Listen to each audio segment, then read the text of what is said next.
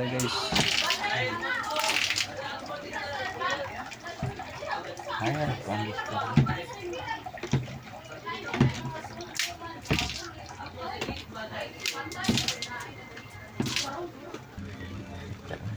Tapos na mo yan.